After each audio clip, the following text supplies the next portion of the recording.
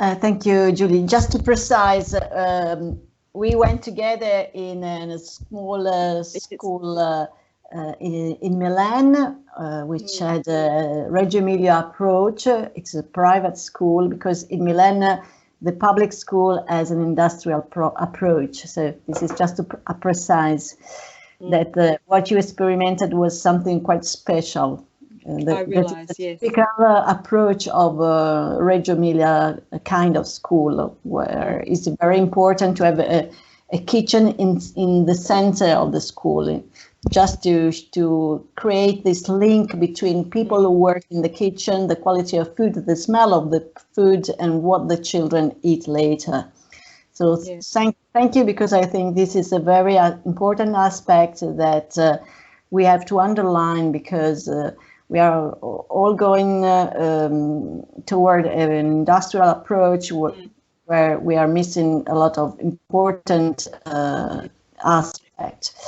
And another question, another aspect I liked very much of your report is the link between the service of the school canteen and the sustainability.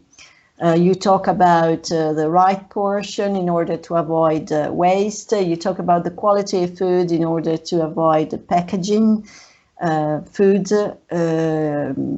the system of recycling food, and also the link to local food, so that you were talking about.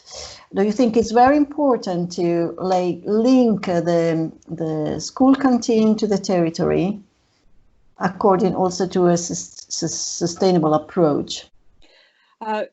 Well, to answer your question, Claudia, I don't think you can isolate one concept of food from the other. Food is part of a system, and I think that the canteen has such a role to play in educating children about sustainability and how food is farmed, how it's cultivated, how it's collected, how it's processed, how it's transported to canteens for food to be made, that it's you have to see it as a whole system. You have to see food as a whole system. And so what I saw was an emphasis on the use of local produce. And in England, there were some menus where it actually named the farm where the food had come from in their local area, which I thought was a fantastic way of that connection with the farm. In America, I saw farmers going into classrooms to talk about what they grew and why they grew it, and the difficulties and the pleasures of growing the food. And so I think that connection with who grows the food and why they do it and how they do it, and then seeing that food on your plate and then you enjoying that food, is so important in understanding the food system. But it also highlights, as you said, the food waste issues. You know, in Australia, we have big problems with food waste. We're trying to tackle that through a whole range of different strategies, but we really do need to, as a world, we need to really address the issue of food waste. So knowing how much you need for meals, etc., is all part of managing the over ordering of food or the ingredients. So you need to, we all need to actually take some more responsibility in that regard. And I saw the roles of composting, the fact that most countries I visited had washable plates and knives and forks, etc., whereas in Australia we are still very much stuck to using plastic and containers. You know, children don't sit down to eat like the countries I visited. So we in Australia have got to really address those issues, and I can see that it's quite well advanced in parts of Italy that I visited. And again, I think France and Finland were doing that very well in looking at the sustainability issues around food.